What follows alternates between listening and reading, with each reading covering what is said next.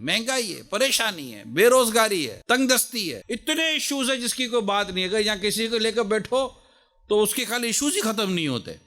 इतने इश्यूज है, घर की परेशानियां, कारोबार की परेशानियां, औलाद की परेशानियां, इतनी परेशानियां हैं। उस परेशान भाई से पूछो, ए भाई परेशान, जरा एक बात तो बता, नमाज पढ़ते हो? बस आंख नहीं खुलती है। अच्छा, जोर याद नहीं रहता, असर मगरिब इशा रास्ते में होता हूँ, ट्रैफिक होता है, जाम होता हूँ, मतलब बोलो ना नहीं पढ़ते, यार नमाज नहीं होती। बगैर नमाज पढ़े किस परेशानी का हल ढूंढ रहे हो भाई? बगैर नमाज अदा किए परेशानियों का हल नहीं होता, बल्कि सच्ची बात तो ये है कि नमाज ना पढ़ना परेशानियों को बढ़ा देगा। भाई परेशानी कौन हल करेगा? अल्लाह। दुख कौन दूर करेगा? गम कौन दूर करेगा? अल्लाह। कर्जा कौन उतारने में मदद फरमाएगा? रिस्क में बरकत कौन देगा? औलाद को नेक कौन बनाएगा? घर के हालात कौन बदलेगा? अमन प्यार मोहब्बत कौन अता फरमाएगा? इत्तेफाक कौन अता फरमाएगा? कारोबार में बरकत कौन देगा? कौन खोलेगा हमारे रोजगार को? अगर बे औलाद हो तो औलाद कौन देगा? बेटी हो बेटा चाहिए तो बेटा कौन देगा? बेटे हो बेटी चाहिए तो बेटी कौन देगा? अल्लाह। अल्लाह। अल्लाह। शादी नहीं हुई है, अच्छा और नेक रिश्ता कौन देगा? अल्लाह। हमारे दुख दर्द कौन दूर करेगा?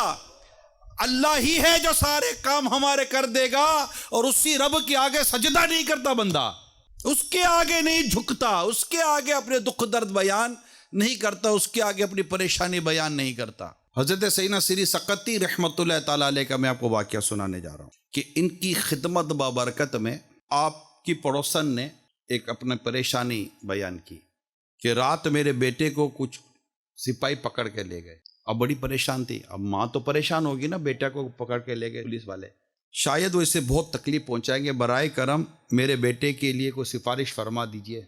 बात थी, आप अल्लाह के नेक बंदे थे, लोग जानते थे आपको, या किसी को मेरे साथ भेज दीजिए। अब पड़ोसन की जो फरियाद आप तक पहुंची तो आप खड़े होकर खुशी और खुशू के साथ नमाज पढ़ने लग गए। मैंने बड़ी दिल जमई के साथ नमाज पढ़ने में आप मसरूफ़ हो गए।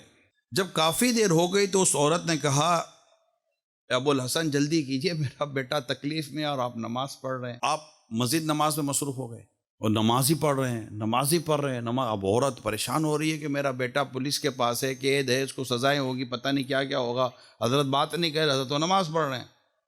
मैंने तो कहा हजरत सिफारिश करें।